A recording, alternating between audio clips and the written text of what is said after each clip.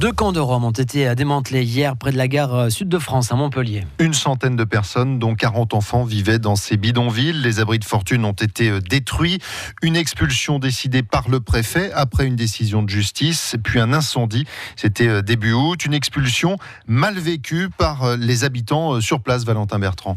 Tout ça, les meubles, la table, j'ai tout acheté. Et là, il vient, il fait comme ça, il dit vous n'êtes pas chez vous. Les agents de la préfecture sont en train d'emporter les affaires d'Elena Metovic. Cette femme de 32 ans vivait au Masrouge depuis 3 ans, dans des abris de fortune avec 40 membres de sa famille venus de Croatie. Elle s'estimait jusque-là intégrée puisqu'elle travaille en CDD comme femme de ménage. J'avais 4 bâtiments à faire aujourd'hui. J'ai dû les laisser pour dégager mes caravanes parce que sinon, ils vont en casser.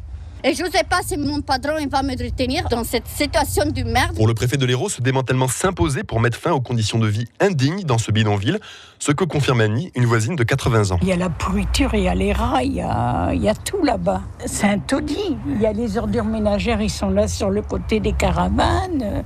Il n'y a pas d'hygiène. Mais la méthode n'est pas bonne pour Catherine Vassot, la directrice d'AREA, une association qui insère par le travail. Là, ce qui va se passer, c'est que les gens ils vont partir un peu plus loin, ils vont se cacher un peu plus, les enfants vont aller moins à l'école, on met les choses sous le tapis parce que finalement ça revient à faire ça, et puis hop, il n'y a plus de bidonville, c'est n'importe quoi. Dans un premier temps, les familles les plus vulnérables seront logées dans des hôtels.